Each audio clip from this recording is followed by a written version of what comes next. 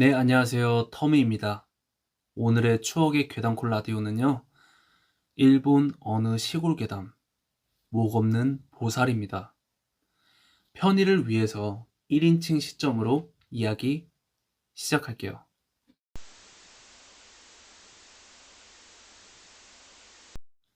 내가 초등학생이 됐을 무렵에 우리 부모님은 이혼을 하셨어. 그래서 나는 엄마랑 같이 살게 돼서 외갓집으로 내려가 살았거든. 엄마의 고향은 토호쿠 지방에 있는 마을인데 꽤 쇠락한 곳이었어. 집도 드문드문 있었고 마을의 가게라고는 작은 슈퍼 하나랑 편의점 하나가 전부였어. 나는 그 마을에서 학교를 다녔는데 전교생을 합쳐도 20명이 안 됐고 나하고 동갑은 3명뿐이더라고. 그리고 전학 가고 1년 반 정도 지났을 때 나는 한 학년 위의 애들한테 괴롭힘을 당하게 되었는데 원인이 무엇이었는지는 기억도 안 나더라. 어차피 시시한 거였겠지. 나는 그 애가 너무 싫어가지고 없어져 버렸으면 좋겠다고 생각할 정도였어. 그러다가 문득 참수지장이 떠오르는 거야. 참수지장이 뭐냐면 이사 왔을 때 외할아버지가 가르쳐 준 건데 작은 공원 안쪽 숲에 목 없는 지장보살 3개가 있는데 절대로 거기에 공약물을 바치면 안 된다는 거였어. 외할아버지는 그 이유를 가르쳐 주지는 않으셨는데 나는 학교에서 친구들한테 듣고 만 거지. 그 지장보살한테 공양을 하고 누군가를 죽여달라고 부탁하면 그 상대를 죽여준다는 거였어. 그래서 나는 참수지장에게 부탁하기로 마음을 먹었고 일주일에 한 번 도시락을 먹는 날 엄마가 싸준 주먹밥 2개를 안 먹고 참은 뒤에 학교에서 돌아오는 길에 참수지장에게 바치고 소원을 빌었지. 그런데 그날 밤에 자고 있는데 발소리가 들리는 거야. 철컥 하면서 갑옷을 입고 걷는 듯한 소리였어. 모자라. 그런 소리가 들려오더라고. 생각해보니까 지장보살은 모두 셋이었지? 주먹밥이 하나 모자랐던 건가? 그래서 이튿날 아침에 나는 주먹밥을 하나 가지고 학교로 향했어. 그리고 도중에 참수지장 앞으로 가니까 어제 바쳤던 주먹밥 2개가 그대로 있더라고. 그렇게 가져온 주먹밥을 공양하려는 순간 이 미친 자식이 뭐하는 짓이야? 나는 고함 소리가 들려온 거야. 뒤에서 눈에 익은 아저씨가 달려오더니 생각할 틈도 없이 나를 때리더라고. 그리고 나는 아저씨한테 질질 끌려서 집으로 들어왔고 아저씨는 외할아버지와 외할머니한테 고함을 치면서 뭐라 말하고는 돌아가더라고. 그렇게 저녁이 됐고 많은 어른들이 우리 집으로 왔는데 외할아버지와 외할머니는 그저 사과만 하고 있는 거야. 토호쿠 사투리 때문에 무슨 소리인지는 잘 몰랐지만 나도 그냥 같이 열심히 사과를 했지. 뭐가 뭔지는 몰라도 큰일이 난 것 같았거든. 그게 며칠씩이나 이어졌고 우리 집은 마을 전체로부터 따돌림을 당하게 됐어.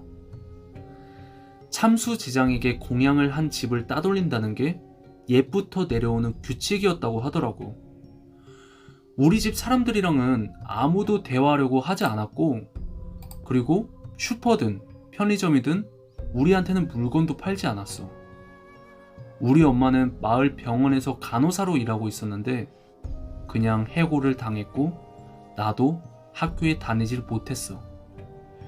그래서 엄마랑 등사무소에 항의하러 갔는데 거기서도 무시를 하더라고. 진짜 어쩔 도리가 없었어. 이미 이 마을에서는 살아갈 수 없게 되었으니까. 그래서 엄마가 도쿄로 이사 가자고 했는데 외할아버지랑 외할머니는 이 마을을 떠나지 않겠다고 하시는 거야. 태어나서 지금까지 이 마을을 떠난 적이 없으니까 이 마을에서 생을 마감하겠다고 하시더라고. 우리는 괜찮으니 둘이서 도쿄로 가려무나. 엄마는 이곳에 남겨질 외할아버지와 외할머니가 걱정이 됐지만 여기에서는 뭐 일을 할 수도 없고 나도 학교에 다닐 수 없으니까 생활 자체가 성립이 안 되는 거지. 결국 엄마는 나를 데리고 도쿄로 다시 이사를 갔어. 외갓집에는 매일같이 전화를 했고 먹을 거랑 옷도 택배로 자주 붙여줬거든. 근데 얼마 지나지 않아서 전화선이 끊긴 것인지 전화가 먹통이 돼서 할머니가 마을에 쇼핑하러 나왔을 때 공중전화로 전화를 걸 때를 빼면 편지만이 유일한 연락수단이었어. 시골에 내려갔을 때 전화를 고치자고 말을 해봤는데 두 분은 이대로 괜찮다고 계속 거절하시더라고. 아마 그 외에도 뭔가 안 좋은 일을 당하고 있었는데 이미 모든 걸 포기하고 받아들인 것 같은 느낌이 들었어. 그리고 몇 년 후에 나는 고등학교에 입학했고 고등학생이 된 후에도 내 머릿속에는 그 마을 일이 계속 떠올랐거든. 그때 저지른 일을 후회한다던가 외할아버지랑 외할머니한테 미안해서가 아니었어.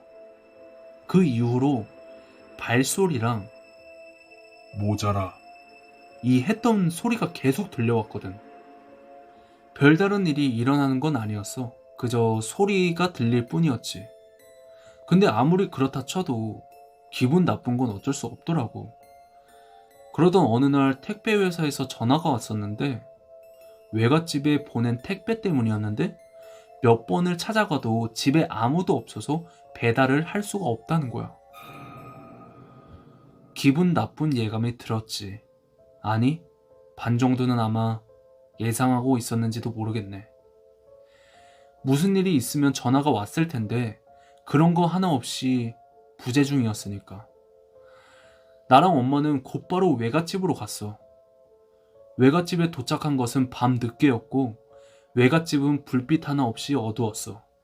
현관문을 두드려봐도 아무 대답이 없더라고. 현관은 미닫이 문이라 가볍게 열 수 있었는데 문을 열고 집 안으로 한 걸음 들여놓는 순간 엄마랑 나는 확신했어.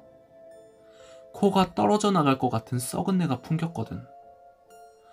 엄마는 소리를 죽인 채 오열하고 있었고 나는 안에 들어가서 불을 켜고 찾아봤지. 어디일까? 침실일까? 현관을 들어가서 오른쪽으로 돌면 침실이었고 침실에 가는 도중 왼쪽 방문이 열려있는 게 보이더라고. 그곳 안을 보니까 할머니가 떠 있었어.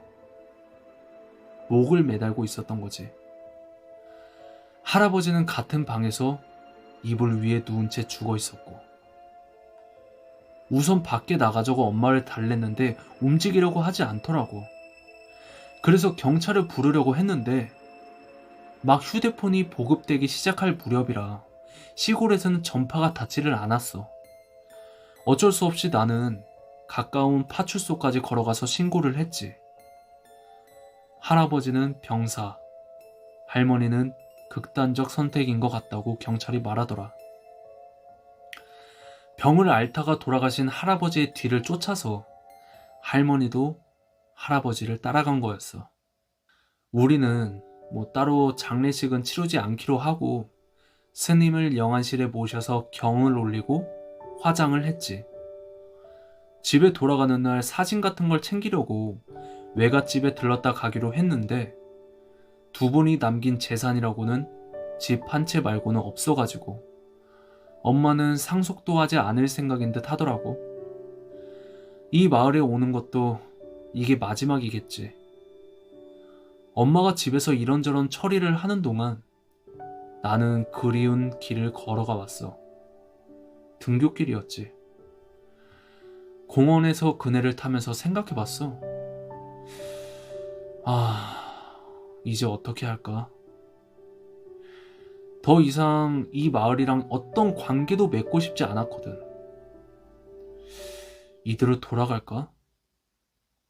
근데 그 발소리랑 목소리, 그걸 끊어내야만 이 마을과의 관계를 없앨 수 있다는 생각이 들더라고. 나는 숲 안에 들어가서 참수지장에게 가져온 주먹밥을 하나 바쳤어. 누구를 바랄까? 누구를? 바로 생각나는 이름이 없었거든. 나는 누구를 죽이고 싶은 걸까? 라고 생각하던 나는 얘기했어. 이 마을 사람 전부를 죽여주세요. 그렇게 빌었어. 공원 쪽을 보니까 대여섯 명의 사람이 나를 보고 있더라고. 면식이 있던 사람도 있었고. 아마 저 사람들도 내가 누구인지 금세 알아봤겠지. 내가 다가가니까 눈을 돌렸고 아무도 말을 걸어오지 않았어. 나도 아무 말 없이 그대로 지나쳤고.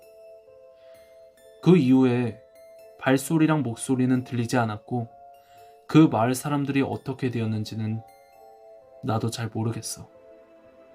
과연 그 소원은 빌어졌을까? 이 괴담이 사실이라면 난 마을 사람들한테 몹쓸 짓을 한 거겠지만 한편으로는 내가 괴롭힘을 당했던 경위는 묻지도 않고 우리 집을 왕따시켰던 마을 사람들을 나는 용서할 수 있었을까? 여러분들 생각은 어때? 내가 잘못한 걸까? 오늘의 괴담은 여기까지였습니다. 기묘하면서도 좀 미스테리한 그런 괴담이었는데요. 여러분들이 겪은 무서운 이야기가 있으시다면 이메일로 제보 부탁드리면서 다음 시간에 더 무서운 이야기로 찾아오겠습니다. 감사합니다.